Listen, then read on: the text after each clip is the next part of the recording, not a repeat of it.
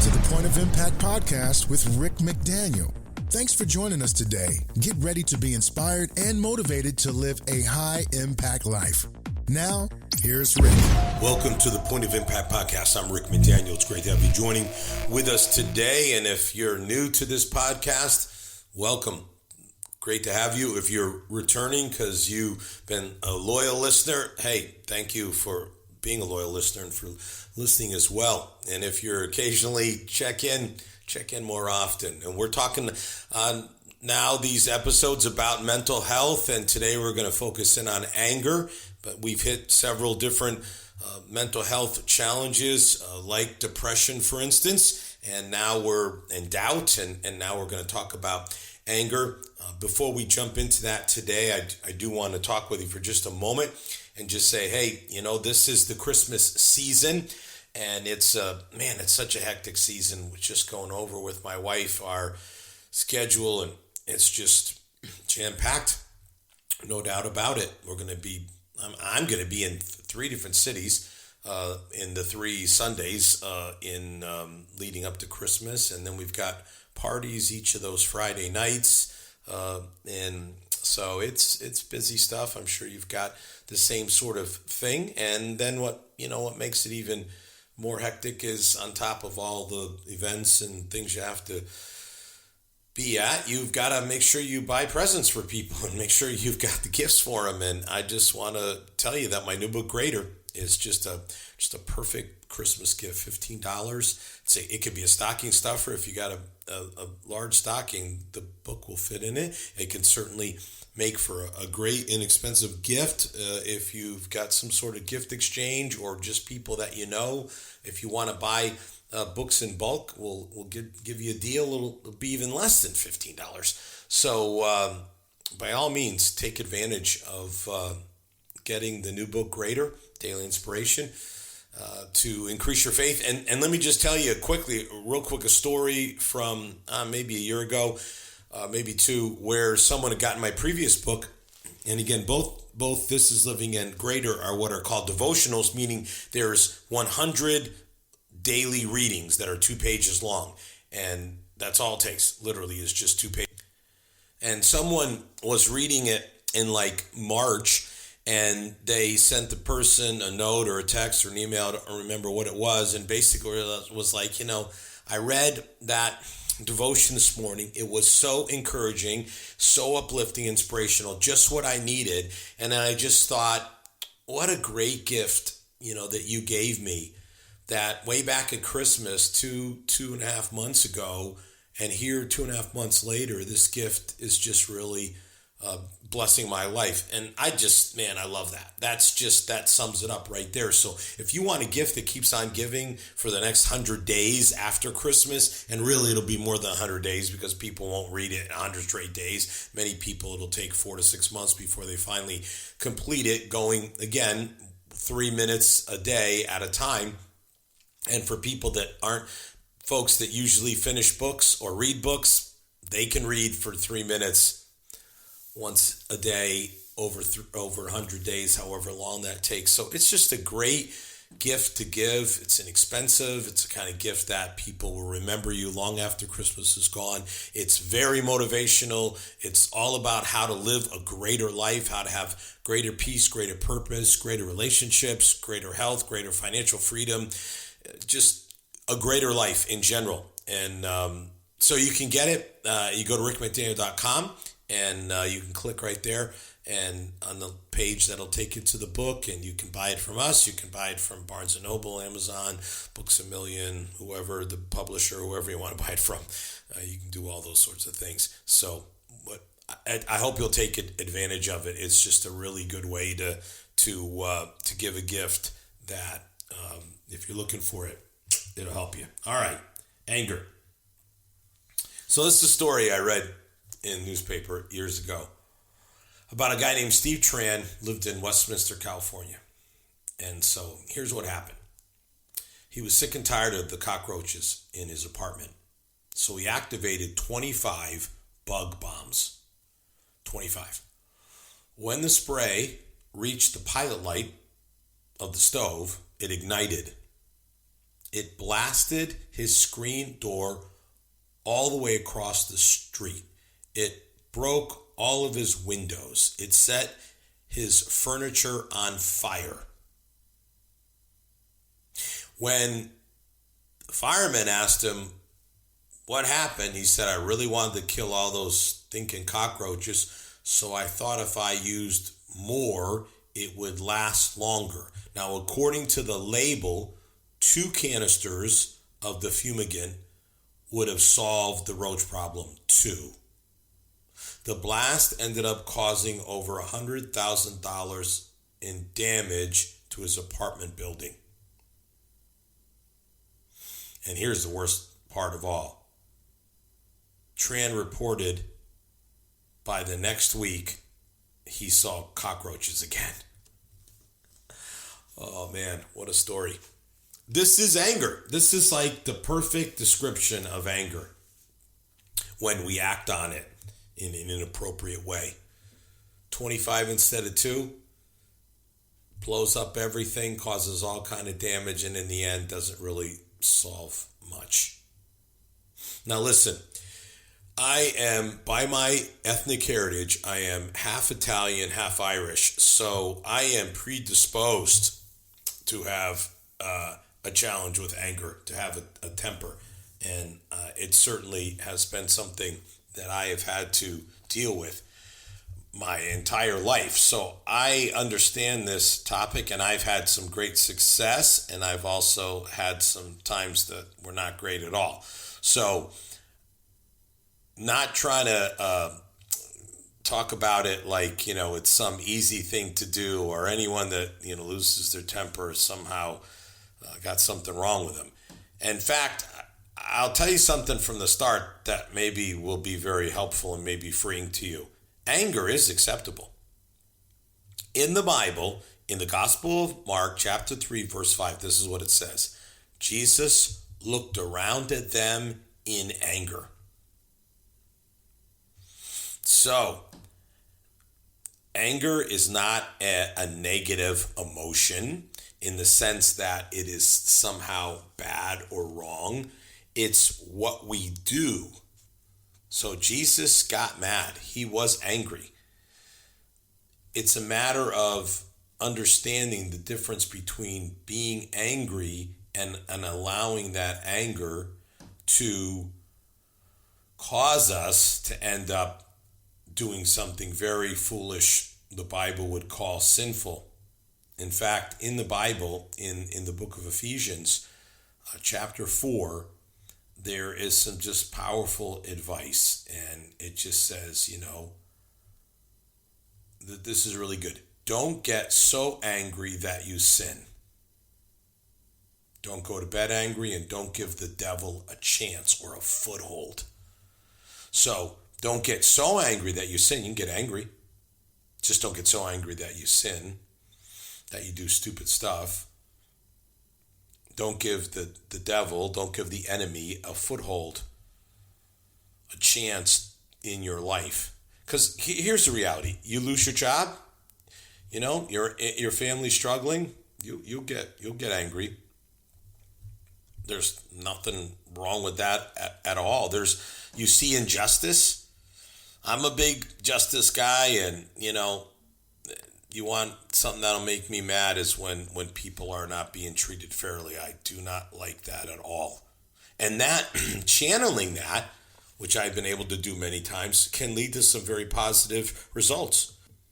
Taking my anger, in some way, another way of saying it, righteous indignation, and said, we're going to change this, we're going to fix this, we're going to make this right.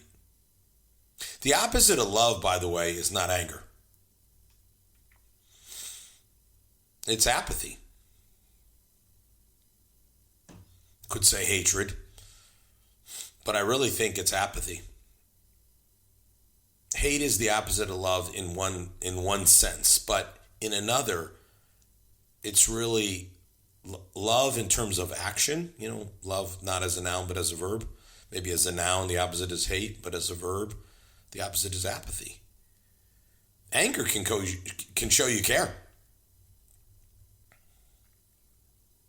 But unresolved anger can cause many problems and a lot of negative consequences. And when we give the enemy a chance, an opportunity, a foothold, foothold is kind of like, just think, trying to close the door and all of a sudden someone right at the end just sticks their foot, like can't quite close it. You got to close that door, because anger then gives the enemy an opportunity to lead us into some really harmful situations. I would say almost all the really dumb things that I've done in my life have been done because of anger. I mean, there's other times, you just don't think something through, or just, but I'm not talking about like mistakes. I'm talking about just dumb stuff. And when you come right down to it, that's it. Anger can cause physical problems. People can get sick because of unresolved anger. Anger can hurt loved ones. And anger can definitely damage. If you're a follower of Christ, and it'll hurt your witness if you start acting out of anger. Talking about just some of the impacts, because a lot of times people have this idea that somehow anger is a male problem, but it's not. It's just that women have a different way of dealing with it, or a different response to it. So Dr. Sandra Thomas, University of Tennessee, studies this, and she said that there are health problems that disproportionately affect women that have to do with anger. And here they are: depression, headaches, obesity, autoimmune diseases. And she believes that these are partly the result of unhealthy reactions to anger. And she says that women get angry when they can't meet their own expectations, when they can't change a frustrating circumstance, say at work, when family members or friends fail to live up to their expectations, or when they believe they've been treated unfairly or disrespectfully. So it's just a matter of, everyone's got to deal with it. It's just maybe different how you deal with it, or what it is that causes you to be angry. But in the end, it's a reality. And just so we're clear, when we talk about, just trying to define it, say psychologically, you've got passive anger, aggressive anger, passive aggressive anger, indirect anger. Those are your 4 ways that anger can get expressed. And again, many times when we think of anger, we only think of the aggressive version or type, when in fact there's the passive type, there's the passive aggressive type, and there's the indirect type. So not just one that we're dealing with. So what can you do? I mean, this is a huge issue. Well, you got to clarify. You got to clarify the real issue. You got to deal with your anger before it causes you problems. So, in other words, what is it that's really making you so angry? What's the real issue? The clarity that comes in defining what the actual issue is. It may be unrealistic expectations. I know a lot about expectations, because I have high expectations about almost everything. And then sometimes if they're not realistic, then you get upset and angry. But really, it's not because of what's happening. It's because of your my unrealistic expectation of what should happen. So it's really something to really look at. Another is the idea that there's some kind of unfairness going on. It's not right. And again, the question is that your version of fair, or is it more of an objective standard of fairness? Another way to look at this is to say, it may not be the color of the carpet that's got you so bothered, but the cost of it. It's what's the real issue? It's not the color. It's the cost underneath it. And sometimes you got to kind of peel away and figure that out. Have someone help you to really understand what's really bothering me here, what really has me so worked up. And as we all know, and again, it's part of this indirect where, it's one person, one situation, one circumstance is the source, but it ends up being indirectly focused on something else or someone else. And it's like, we didn't really handle that the right way. You got to make sure you do all you can do to try to understand the real reason. Let's clarify the real issue of what's going on.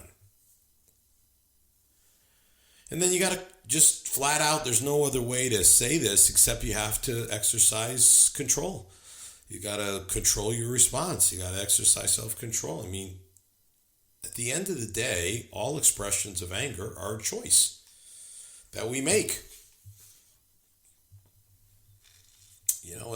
That's it. There's no other way to try to get around that reality. It's up to us how we choose. One of the great hacks for this is the time hack. Don't say or do something quickly. Just don't do that. Whatever you do, don't do that. Don't say or do something quickly that you'll end up regretting.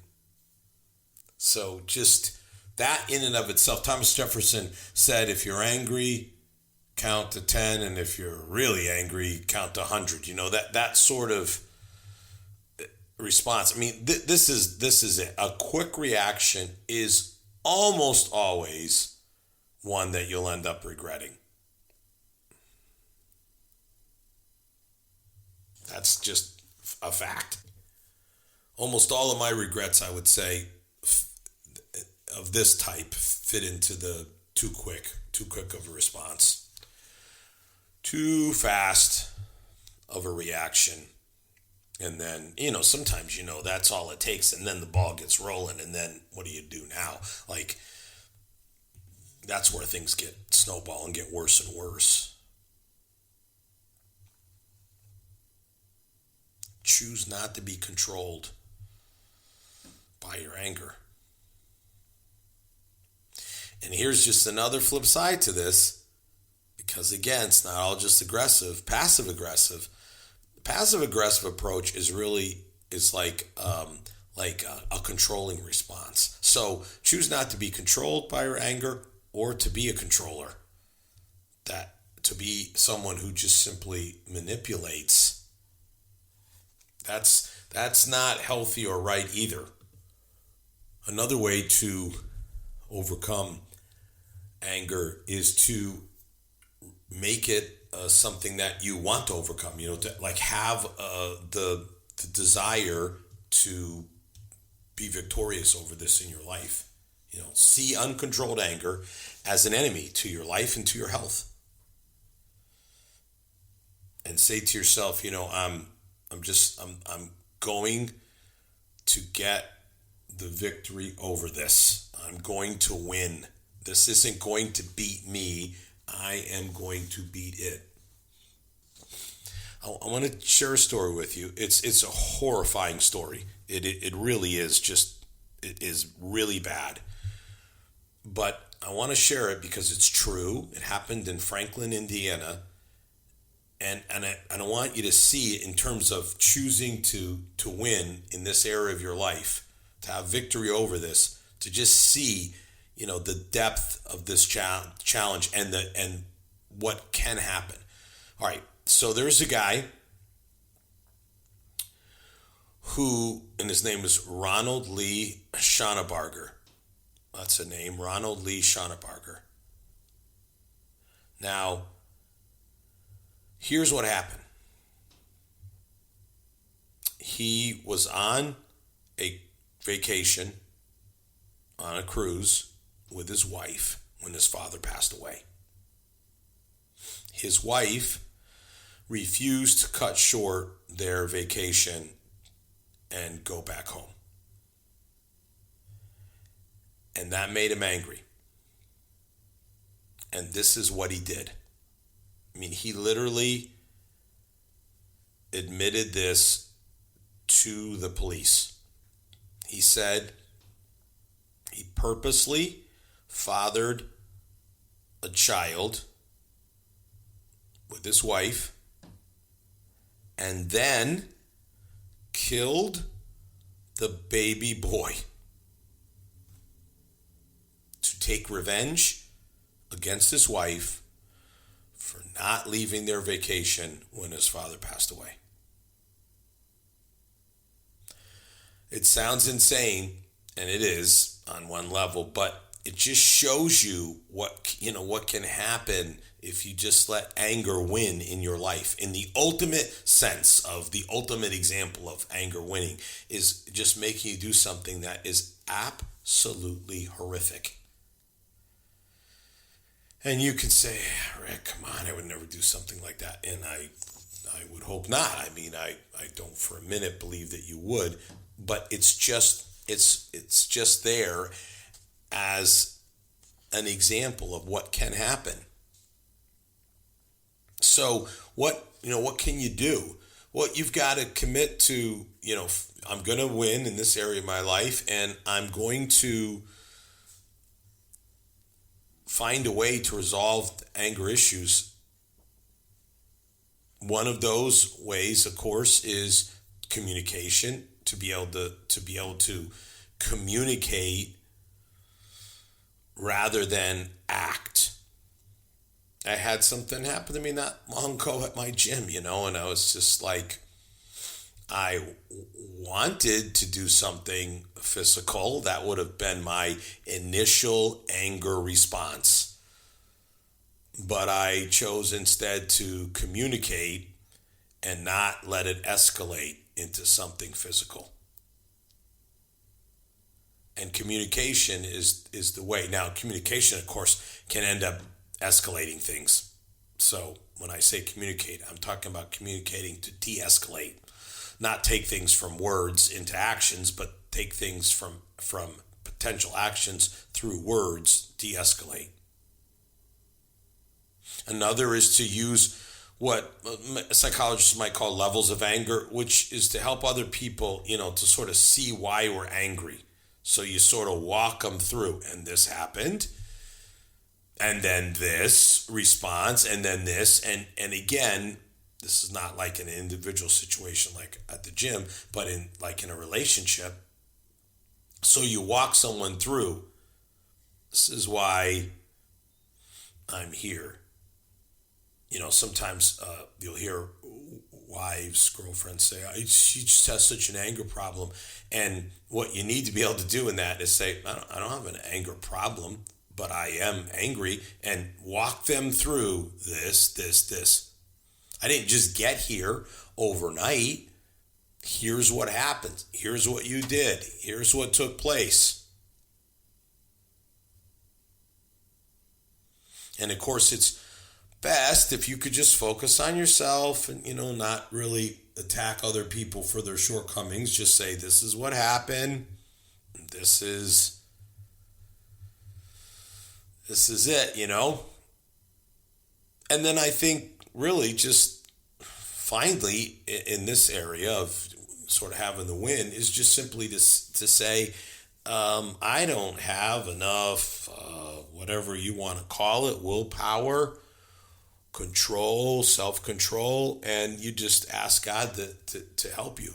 I certainly have. I'm like, man, I'm ready to go here right now.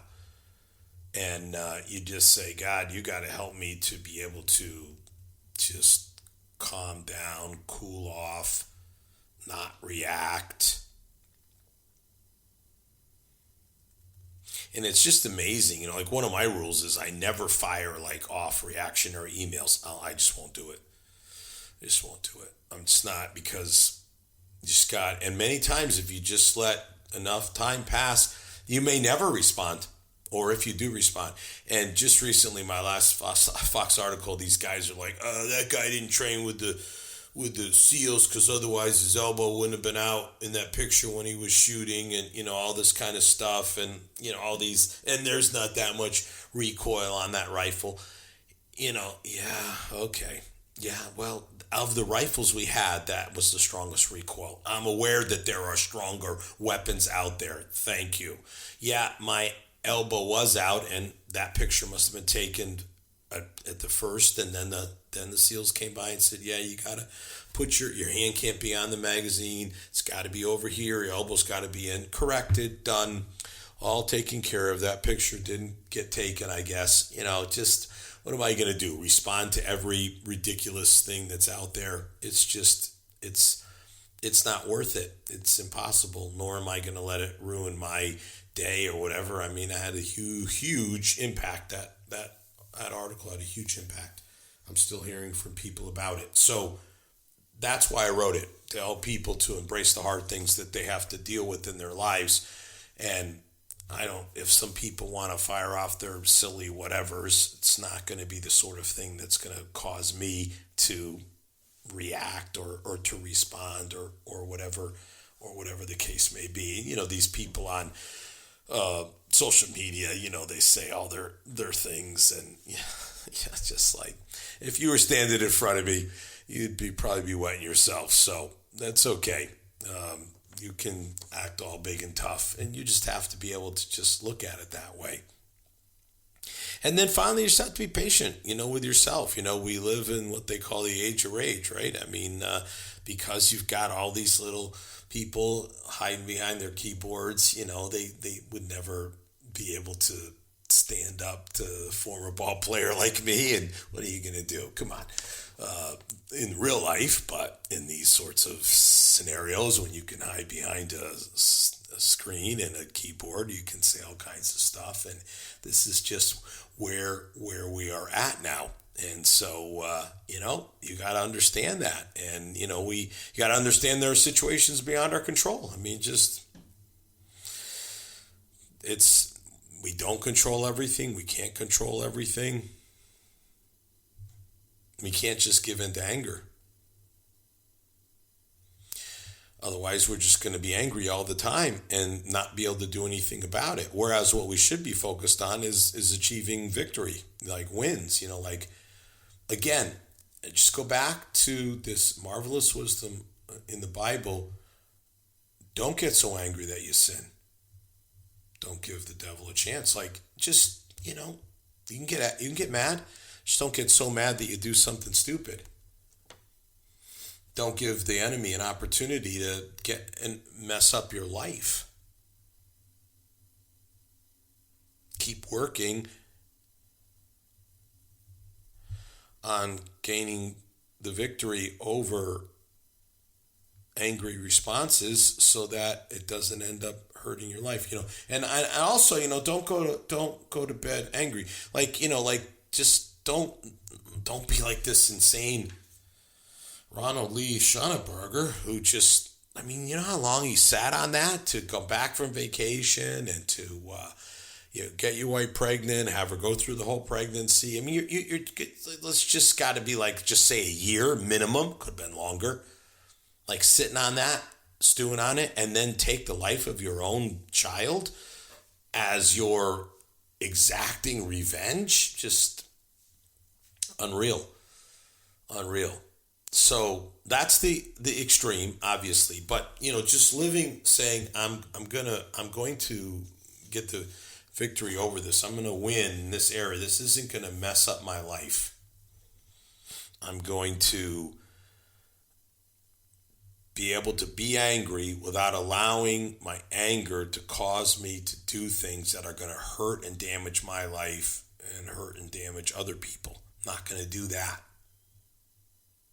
And if you can set your mind in this direction, and again, just really work on it.